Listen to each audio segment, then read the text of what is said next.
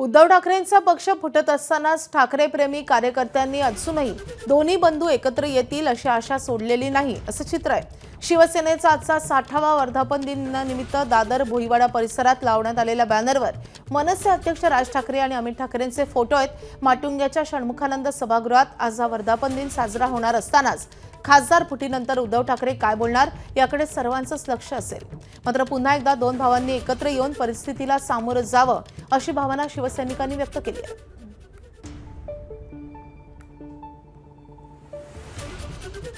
दादर परिसरात लावण्यात आलेले हे बॅनर सगळ्यांच्या चर्चेचा विषय ठरतोय, कारण या बॅनरमध्ये उद्धव ठाकरे यांच्यासोबत राज ठाकरे आणि अमित ठाकरे यांचा देखील फोटो लावण्यात आलेला आहे।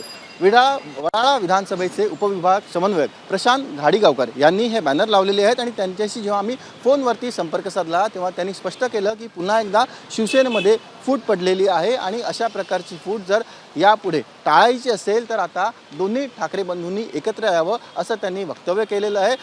केवळ त्यांचीच नाही तर मनसैनिकांची देखील हीच इच्छा आहे असं देखील त्यांनी बोलून दाखवलेलं आहे। सध्या शिवसेनेत फूट पडलेली आहे। ठाकरेंचे 9 पैकी 6 खासदार हे शिंदेंच्या गळाला लागलेले आहेत आणि त्यावरून वेगवेगळ्या प्रतिक्रिया उमटत आहेत आणि आपण बघतोय की तशाच स्वरूपाची एक प्रतिक्रिया आता दादरमध्ये देखील उमटलेली आहे। जे शिवसेनेचे शुभेच्छांचे बॅनर आहेत त्यामध्ये आपण बघतोय की राज ठाकरे आणि अमित ठाकरे हे देखील झळकलेले आहेत। केवळ याच ठिकाणी नव्हे तर संपूर्ण वडाळा विधानसभा क्षेत्रामध्ये अशा प्रकारचे बॅनर लावण्यात आलेले। दादर रेल्वे स्थानकाचा परिसर असेल, शिंदेवाडीचा परिसर असेल किंवा मग भोईवाडा परिसरात अशा प्रकारचे बॅनर हे लावण्यात आलेले आहेत। ठाकरे प्रेमी कार्यकर्त्यांकडून हे बॅनर लावण्यात येत असून या बॅनरच्या माध्यमातून ठाकरे प्रेमी कार्यकर्त्यांनी पुन्हा एकदा ठाकरे बंधू एकत्र येण्याची इच्छा बोलून दाखवलेली आहे। व्हिडिओ जर्नलिस्ट रोहित कांबळेसह सचिन गाड, एबीपी माझा, मुंबई। एबीपी माझा, उघडा डोळे बघा नीट।